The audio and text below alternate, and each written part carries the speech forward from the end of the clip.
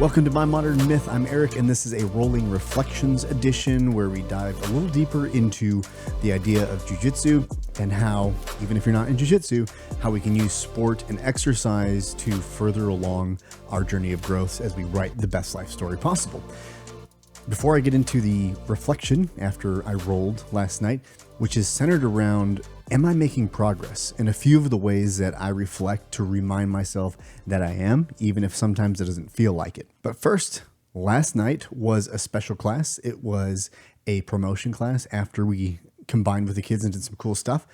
The promotions was fun to watch because it was belt promotions. There was a lot of stripes, but the belt promotions was super exciting, mainly because one of the guys that has been on this show, Billy, he got promoted to blue belt. And this has been a goal of his for a long time. It's been something he's worked for and I've been inspired by because his attitude is relentless. He pursues something relentlessly. And anytime someone pursues something to that degree, it inspires me.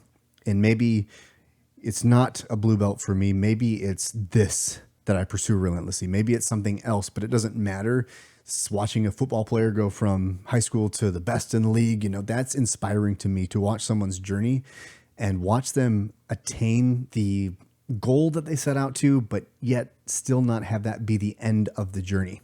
That's inspiring to me. And so it was great to see. I mean, it's one of those things that I can't articulate exactly how it felt being there because people were getting promoted, but when Billy got it, you can tell he's so loved by the gym. The cheers. I mean, the applause, you could see it hit him and it just continued. We didn't stop clapping. We didn't stop cheering. It was as if we all got to be part of it and we all wanted this for him. And that's a special moment because when we can rally around our brothers and sisters like that, and we can watch them achieve something they've fought hard for, it changes us too, because it makes us think about and celebrate something that isn't us. It's watching someone we love succeed. And as odd as that sounds, you wouldn't think that would be difficult. It can be incredibly difficult because I know many of you have probably saw someone, a peer of yours, succeed and you wish they wouldn't have. I've done it. And it's always a mark of my immaturity because we're separate people. Them succeeding does not threaten me in any way. And just because I don't like that person or they triggered me in some way doesn't mean that they don't deserve whatever it is they got. Maybe they don't. It doesn't matter. That's their business, not my business. But when an ally succeeds, it's much easier for us to celebrate that person. So enjoy it. And in the future episode, maybe not the next one, but we're going to try to get it back where pretty soon here, Rolling Reflections will have Billy back on to talk about his journey. This last competition, we have a lot to talk to him about. So that's going to be happening. That'll be a longer version, I'm quite sure. And I'm excited to do it, but we'll get into my rolling reflection now. So that class was a really challenging class. It was a lot of high energy. It was not a lot of rest and a lot of work. It was surprising.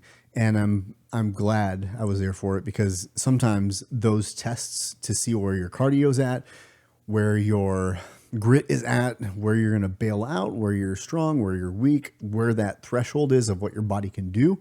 It's good to go to those places on occasion. And that's what it felt like to me. I don't know if it felt like that for anybody else, but that's how it felt to me. But I walked away from it with this thought, this reflection, and the reflection will sometimes sound negative and maybe it will stay negative if you haven't done this a lot. But a lot of the negative reflections often hold a lot of the gold. But you have to know how to walk down that path a bit further than just the initial thought, the initial reflection, which was, I don't know that I'm doing jujitsu. I don't know that I'm making progress. And I kind of joked during the bow out thing. Coach Matt we were with the kids and the Coach Matt was saying, we have fun today. And everyone's like, yeah, did we do some jujitsu? And I was like, probably. And I felt that way. It was funny because I was laughing at myself, but it felt like that. I'm like, I think I did. I think I did. But sometimes it feels like I'm doing more wrestling than jujitsu. And sometimes it's hard to know the difference because they're both grappling sports. I see progress. I see flashes of things that I do right, that I do well. And then I also see a lot of areas where I lock up and I freeze and I go, I know I'm supposed to do something here. And I know what I'm supposed to do, but I feel like my body position can't quite get stable enough to make the thing happen, to go for it. And, that's a multiple factor thing. The reflection first was, well, you're with people who are better than you. So maybe that's part of why. I don't want to blame it all on that, because you should still be able to execute certain things. But the reason I say that wasn't the reason is because I did get some positions, but because I was so uncertain for the majority of certain rounds, I'd get to certain places where I knew what to do, and it would take me a while, if at all, to think of what to do. And I didn't even think of one thing until I was driving home. And that was reflection number one. This is a 4-part reflection that I, was thinking about sharing with you guys. The first reflection was I realized I wasn't doing what I was supposed to do, what I had promised myself that I would do. I'm breathing. I'm trying to pick my spots to put energy out. So I'm still dedicated to that. I'm remembering that. But sometimes that doubt that enters your mind is a reminder. It's not negative. It's a reminder that you're not executing something you promised yourself you would. And one of the things that I promised myself that I remember was when I have someone in my close guard, I have a certain sequence that I'm trying to do and commit myself to doing until I can get it right. And I didn't do that. I got someone in my close guard at one point and I didn't do it. I ended up switching to trying to go to like a butterfly, then a single legs. I did other things. I didn't do the close guard move set that I wanted to work on. So that doubt is really a reminder to me saying, hey, remember you said in this position, you want to dedicate to this move. When you're in side control, you want to do this move. When you're in mount, you want to work to this. And as a white belt, I'm trying to find that stability. But when I try to play the whole game, so much of it I don't know. I get in those waters of confusion, and you're just kind of in this reactive place. You're not ahead of what the other person's doing. You're constantly reacting. And that's what I find myself doing in life a lot, is waiting for things to get to a point. I used to do it a lot, of getting to a point where I was having to react instead of heading things off before they got bad, whether it was interpersonal conflict, whether that was, procrastinating on something I should just knock out right now. I was always waiting for the last minute, because then I felt like, here we are, it's a fight now, whether it's me trying to finish something or me arguing with someone. Not effective. It's not a great way to live. So if you're doubting yourself and the progress you're making, think of that doubt as a reminder. What did you promise yourself you were going to do that you're not doing? Because one of the biggest blocks to progress is our engagement with the thing. My engagement with jujitsu is only as effective as the energy I bring to it. If I don't show up, I don't learn. If I show up and I don't pay attention, I don't learn. If I show up and learn a move and then just completely put it to the side and don't practice it, I'm not going to learn. I'm always going to stay the same. So if I'm not progressing, it's because I'm not doing something. And honestly, injuries were part of that. Am I overworking myself? Are you overworking yourself? Are you injured and you keep getting worse and worse because you keep injuring yourself more and more without taking that break, without going easier? There are things that we do to limit our own progression. And that doubt is your first indicator that you're on that path. So stop. You got to pause. You got to pivot after you've reflected, and then you pursue the new thing. It's a reminder. It's going to happen again.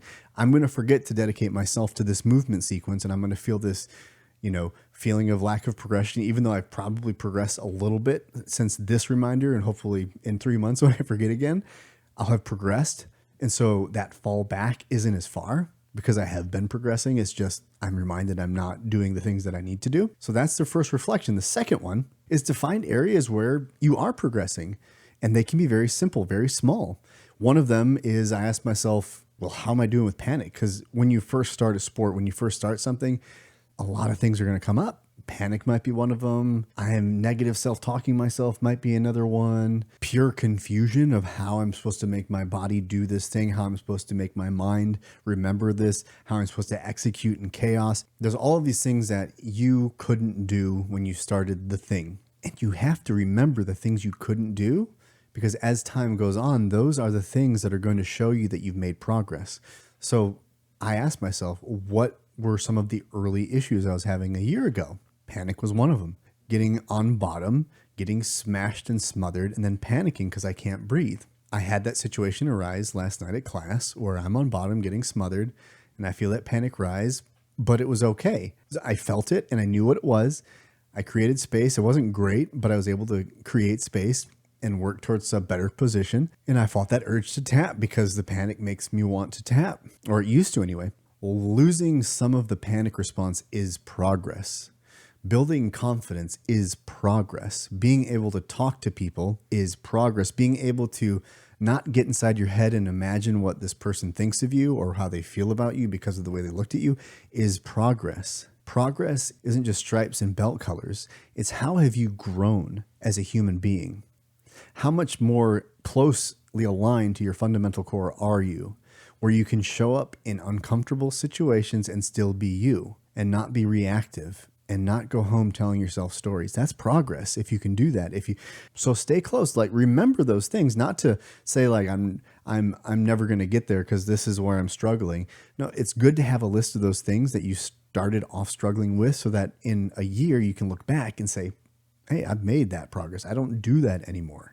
Number 3, do you have flashes where your mind almost stops and you just do something? You execute a technique, you know an answer to something, and you didn't have to think about it. As you progress, you have less, this, and you have more moments of immediate action, immediate answering. That's progress. That's competency. And competency is progress. This mastery of a technique is progress, but it's the grandness of progress. It's the ultimate goal of progress. And unfortunately, we tend to attach progress to mastery, and that's going to take a long time. And honestly, a lot of us will never get to that level of competency where we're a master. So it can't be the goal. It can't be the defining goal of where we are or aren't successful, because growth is the goal. Growth in anything is and must be the foundation of any goal that you want to build. And if you're not attached to growth and able to see how growth equals progression, you're going to miss the mark. You're never going to be satisfied with what you're doing. And that is going to throw you off the path that was good and put you somewhere else, usually into some area that's destructive or not for your highest good. And highest good is growth and service. And last night I had flashes where, I was able to bridge out of something or do something without thinking and know, maybe I don't know the name of the technique, but I know that if I trap this leg and trap this arm, I can dump this person this way. It just makes sense in those moments, but I still go back to the early statement of, am I doing jujitsu? Am I grappling or is this jujitsu? And I don't know the answers to that, but my awareness allows me to say, okay, I have flashes of understanding. Now I just need to see how that ties into what I'm learning in class. So again, I'm reminding myself in these reflections of where I'm on the mark and where I've forgotten. And now I'm rededicating myself to that. Another one, the last one is, does the language make sense to you? And this is any job that you go to. There's jargon. There's a language you must learn. Progress is marked and we forget about it. If you go to a class in jiu-jitsu, the first ones they would talk about, get in this position. And I remember going and doing X-guard classes and really struggling, being like, I have to do what and how do I had to be taught through how to get into the position for my partner, which took time. And progress says you don't ask that question anymore. That's progress. Yes, you have progressed. So the more you understand the jargon of a job, of a sport, that equals progression. So yes, there has been growth. And that sometimes has to be enough, because what we're doing when we have doubt is, yes, we're remembering all of these things, but we're also poking holes in that false belief that doubt means we're bad, and doubt means truly you have failed. Doubt means we need to gain more information. We need to reflect and understand where we have gone off path, yet still made progress. Because it doesn't do us any good to shame ourselves out of existence. These emotions we feel are never to shame ourselves or restrict ourselves or to punish ourselves or to remove ourselves from something in a path that we feel undeserving of. They should never make us feel undeserving. They should only seek to help us learn and understand where we need to go next, what's going on inside of us, so we can decide what to do outside of us in a regulated, balanced state. If I get angry and panic in a jiu-jitsu match and I just spaz out and scream, I'm not going to win. I'm just going to make a big scene. If I get emotional at my children because they just piss me off and I can't take it and I scream, they might have listened to me. They might have stopped the behavior, but I've just made a scene. I'm no different than a child throwing a tantrum. It's just that I'm an adult and I have muscles and strength and I'm strong and I'm louder. I can create more destruction. Well, the level of destruction you can create is not a marker of progress. Sure, it did progress from the damage I could cause as a child was small and the damage I can cause as an adult is great, but that's not progress. It's retrogression with a greater impact. Now we can smash more things. So I'm going to go back to class tonight. I don't usually go back to back, but Wednesday was a one-off class. And so Thursday is the usual class I go to. So I'm going to go back tonight and I'm going to remember, no matter what, if you're in open sparring, dedicate yourself to this moveset. When I first started, it was remember to check to see if you're breathing, which sounds really simple and really obvious. But when you're doing something like jujitsu and the energy is high and it's a fight, you forget to breathe. You hold your breath. And it's hard to fight when you're holding your breath. So you have to remember, I had to remind myself not to hold my breath. It's so simple. But a lot of the foundational stuff is. And I'm still building a foundation. So whenever we are building a foundation and we start to have doubt, we have to remember that it's in the simple things that doubt is originated from. It is the simple things that doubt is bringing this messenger forth to us so we can go back and remember.